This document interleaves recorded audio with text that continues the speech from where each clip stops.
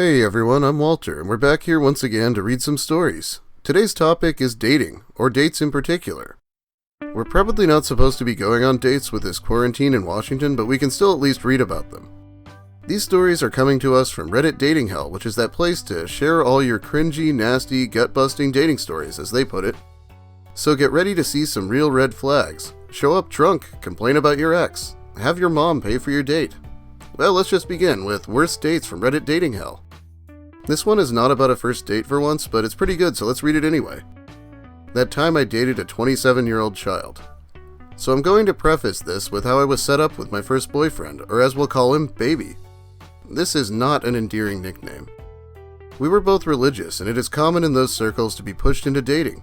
We were at an event and I sort of knew him from extended friend circles, so I chatted a lot with him. Baby and I shared a lot of nerdy interests, and when the event was coming to a close, a known matchmaker pulled us aside and made him awkwardly agree to take me out on a date. It was very forced out of him to ask and for me to agree. I never dated before, and I figured that I would give it a shot, even though I was still figuring myself out, sexually speaking.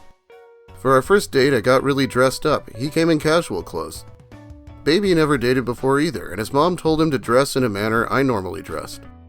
My reaction was being annoyed, but we were both inexperienced, and I'm way too polite sometimes. We dated for a few months, meeting every week for coffee in the same cafe. It was getting boring for me. Not to mention he never brought anything new to the conversation. It always devolved into me lecturing him on Pokemon. It was frustrating, but I was just too nice.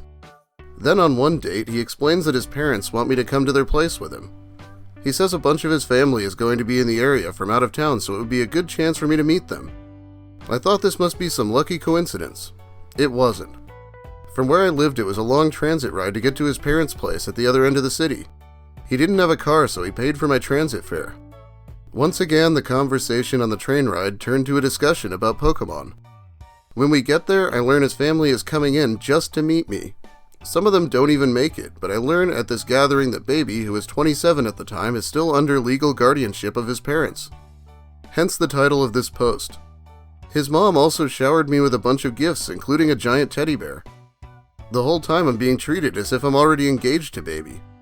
They spent a lot of money on food that day, along with the gifts. I even discover that his parents are the ones giving him the money for our dates. He works, but apparently his mom still has control over his finances too. God, I feel like mothers are usually happy when their kids become financially independent. This woman is just like, okay, the child phase of parenting is over, now to begin the adult phase. Let's find my son a wife. I was nowhere near ready to get married. I had only just moved out of my parents' house a year prior and still had struggles being independent. I couldn't take care of myself, let alone care for a husband. And he wanted kids one day too. On the train ride home, I realized that I couldn't keep dating Baby. I didn't love him. I was just tolerating him at most. So I asked him bluntly, "Do you love me?" He said yes, which made me cringe. So I told him that I didn't love him and don't want to continue seeing him. I figured that being in a public place, even just a subway car, he wouldn't start making a scene. Well, it could have been worse. He just started begging me to stay with him, that his loving me was more than enough. I outright told him that if things kept going the way they were, I would probably snap and he'd be dead in a dumpster. After some time of him begging, I pulled my headphones from my purse and just listened to music on my phone until we got off the train. I told him not to walk me home, and when I got home, went practically straight to bed. But this is not where my story ends. The next day, I'm in my apartment as I wasn't working full-time. My mom works in the neighborhood, and she comes to my apartment to hang out for her lunch break a lot. I text her and tell her I'm home and she should drop by. When she comes over, she tells me Baby's mom called her. I facepalmed and told her that I broke up with him. She tells me that Baby was so distraught when I wouldn't let him walk me home that when he got home he cried to his mom. So his mom calls mine the next day with that information. And what does my mom say to Baby's mom? I don't have a say in my daughter's romantic life. Now I have to get back to work.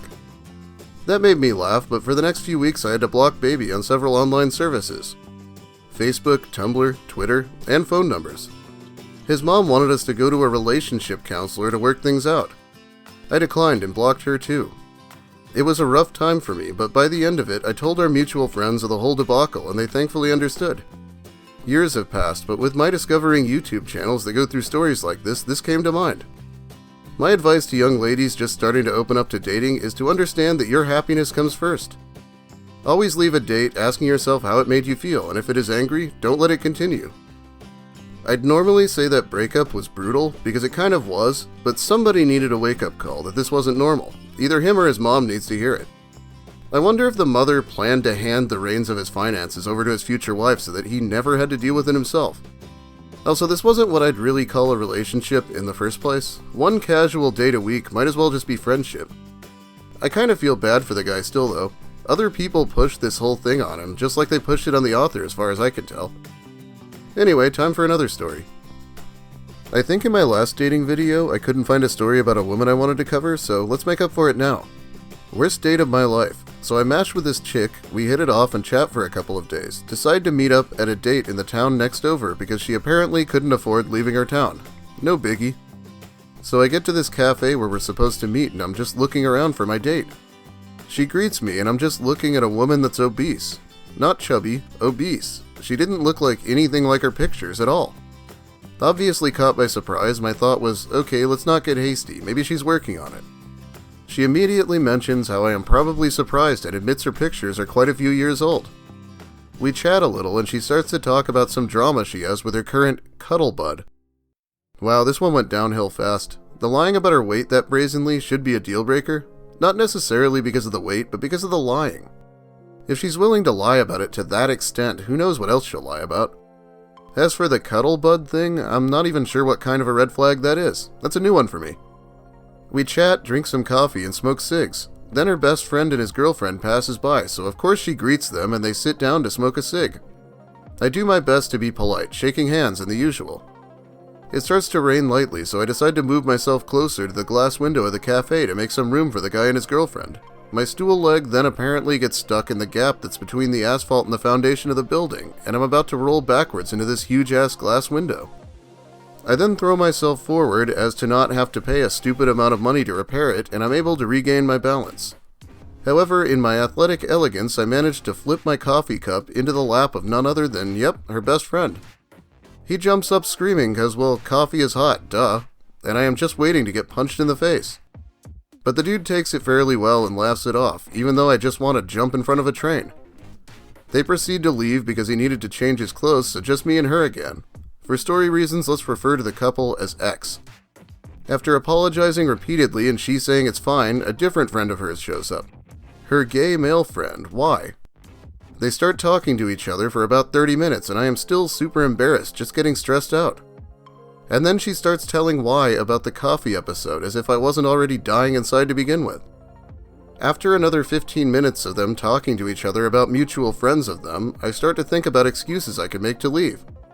Then a different dude comes along, another friend whom we will call Z.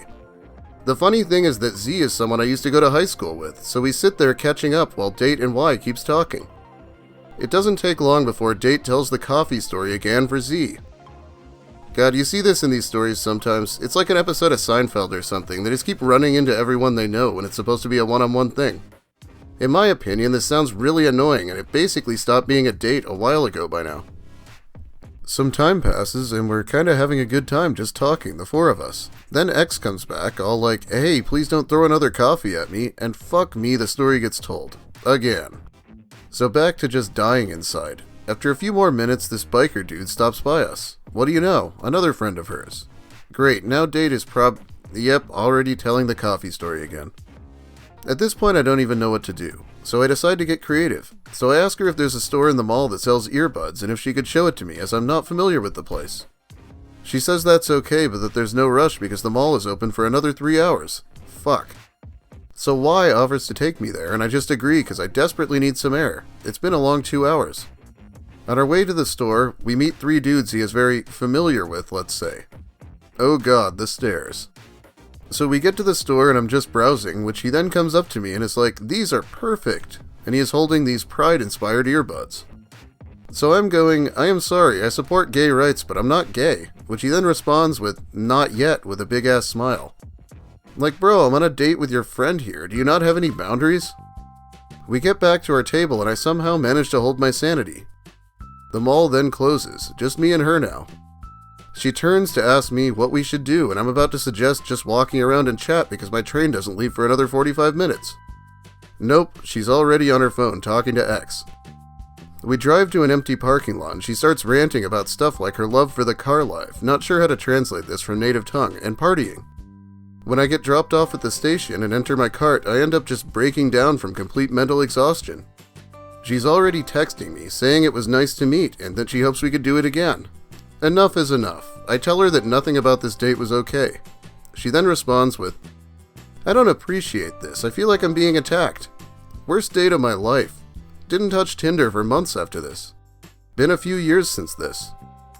Jesus. This date, if you can even call it that, was an unmitigated train wreck, and she was completely oblivious to how miserable he was the entire time. And also, why was her gay friend vaguely hitting on our date? I think the author was being more than nice to stick around as long as he did. I probably wouldn't have. Maybe if someone bought me a few drinks. Alcohol, not coffee, and I'd prefer it wasn't dumped in my lap either. Anyway, that's about all the time I have for you today. Thanks for watching, everyone. If you liked the video, please leave a like. Or a dislike, I don't think it really matters as long as you think something. If you have something to say, please let me know in the comments. Comments are appreciated by the algorithm, or some shit. If you're new and want more videos, please subscribe because that's the number most people think defines a YouTube channel. I'd also like to thank my awesome patrons who are still giving me money to help with the demonetization, even in this time of quarantine. Like, how cool is that? I'll be shouting them out by name in the next video. I got a couple comments asking me why I'm using Walter from Fire Emblem to represent myself. Yeah, the reason is because his name is Walter and I like the character. I was keeping my face out of my videos just in case they demonetize this channel too, so that's part of it. Anyway, I have a video that's about halfway done with nice guy and nice girl posts, so maybe I'll go back to that and try to finish that next. We'll see. For now, stay safe out there. Have a great day, everyone. I gotta go ask my mom if she'll give me some of my money to go buy beer.